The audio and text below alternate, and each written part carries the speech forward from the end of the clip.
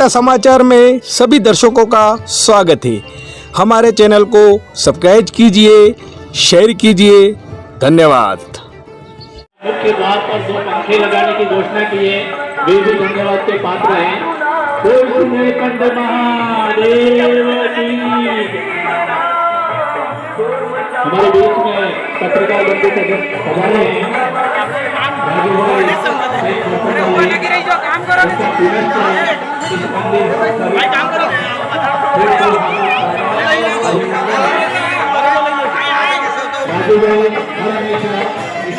पर ऐसे कार्यक्रमों में पढ़ाते हैं और महादेव की महिमा को दूरस्थ क्षेत्रों में इसका प्रचार प्रसार का काम बराबर वो करते आ रहे हैं। हम आपको रूबरू करवाते हैं इसके इतिहास के बारे में गुरुजी से।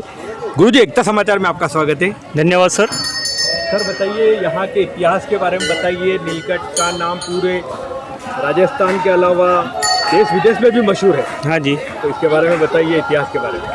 जैसा कि हमारे पूर्व महानुभावों का जो के द्वारा हमें जो जानकारी प्राप्त हुई है, उनका कहना है कि यहाँ से गलियाकोट से एक ग्वाले की गाय यहाँ पर चरने के लिए आती थी और निश्चित रूप से इस जंगल में उनका जो है दुग्धाभिषेक इस नीलकंठ के जो स्वयंभू है इसके ऊपर होता था। ग्वाला जो है वो अपने गाय पर घर पे दूध निकालने के लिए जाता था। गाय दूध देती नहीं थी क्योंकि इसका दुग्धाभिषेक यहाँ पर हो जाता था। तो उसने एक दिन आकर के यहाँ पर पीछा किया कि आखिर वास्तविक है क्या। तो उसने गाय के पीछे आकर के देखा तो रोज़ की भांति वह गाय अपना दुग्धाभिषेक यहाँ पर कर रही थी। और यहाँ पर जब इसके बारे में जानकारी प्राप्त हुई तो गांव के ही हमारे दवे परिवार को इसके बारे में एक सपना दिया गया कि भाई यहाँ पर इस प्रकार का स्वयंभू है और आप इसका मंदिर का निर्माण करवाइए। तो उसकी ये उस समय ये स्थिति नहीं थी कि वो मंदिर का निर्माण करवा सकें। तो उसको ये कहा गया कि भाई तेरे घर पे जो अनाज की कोठी है उसको ऊपर से नहीं देखना है, नीचे से निकालते रहना और उस मंदिर परिसर का आप निर्माण करवाना। तो उसने ठीक वैसा ही किया।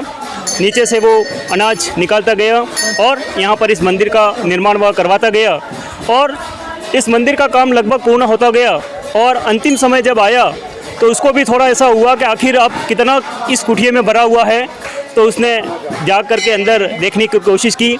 उसके बाद से फिर ऐसा वो माना जाता है कि उसके बाद से फिर वो मंदिर का काम नहीं करवा सका। वहीं पर वो अनाज निकलना बंद हो गया और धीरे धीरे कालांतर में उस प्रकार से इस मंदिर का विकास हुआ।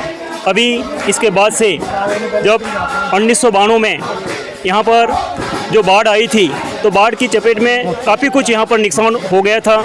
यहाँ पर हमारा अखाड़ा परिसर जो बना हुआ था, गायें यहाँ पर अखाड़े में विराजमान थी, वो काफ़ी कुछ यहाँ पर क्षति हुई। तो उसके बाद से हमारे जो महंत थे, जो निरंजनी अखाड़ा से जिनका संपर्क था, वो ऊपर जा कर के बसे हुए हैं। और इसके बाद से कुछ खंडहर यहाँ पर भी हुआ था। तो हमारे गाँव का और इस आसपास एरिए में जो इस मंदिर के नाम से हमारे पूरे चौखले 8 गांवों के जो गांव हैं जो इसके अंदर सम्मिलित हैं, समय समय पर उनके सानिध्य में उस मंदिर का हमने गांव की एक कमेटी बनाई गई, जिसमें उन तमाम महान गांवों का जो सहयोग मिला और एक मंदिर का हमने वास्तव में जीर्णोद्धार करवाया। और उसका 2016 में उसकी प्राण प्रतिष्ठा वापस नए सिरे से करवाई गई, जो दोनों चौखले से डूंगरपुर और बांसवाड़ा जिले के दोनों चौखले के मेहमान यहाँ पर पधारे और एक धर्म सम्मेलन के रूप में यहाँ पर इसका आयोजन करवाया गया। और साथ ही ये भी समय समय पर जब श्रावण मास आता है तो दूर दराज के डूंगरपुर और बांसवाड़ा दोनों जिलों के लोग यहाँ पर निश्चित रूप से इस स्थान का लाभ प्राप्त करते हैं, दर्शन के रूप में यहाँ पर पधारते हैं। और श्रावण मास के हमारे अंतिम दिन एक महाआरती का आयोजन भी किया जाता है, जो आज का दिन भी उसी रूप में हमारा सोमवार और सोमवती अमावस्या के रूप में हमें सानिध्य प्राप्त हुआ है। तो आज शाम को भी एक महाआरती का कार्यक्रम रखा गया है, जो प्रतिवर्ष की भांति हर श्रावण मास में यहाँ पर होती है। और अच्छी खासी संख्या में आस पड़ोस के जितने भी गांव हैं, उन सभी गांवों से लोग यहाँ पर सम्मिलित होते हैं और उस महाआरती का लाभ प्राप्त करते हैं।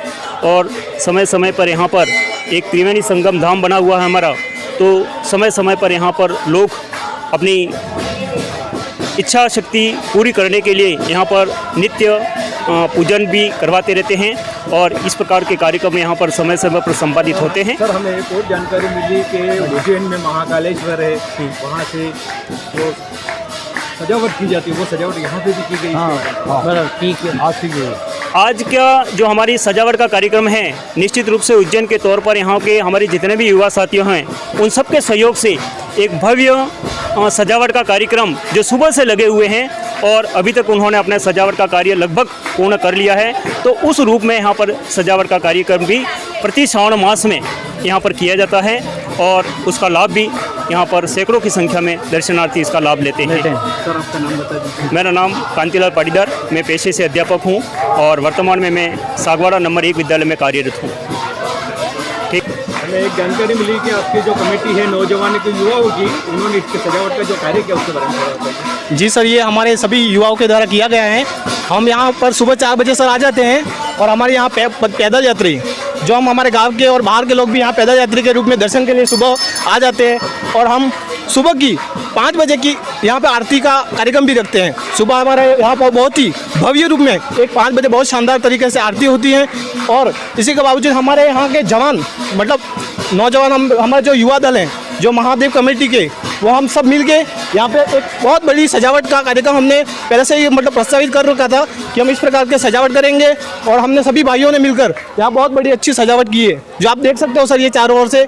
और ये 1 महीने से ये पूरा श्रावण महीने में ऐसा मतलब ऐसा दृश्य दिखने को आपको मिल सकता है सर। जी सर, जी सर।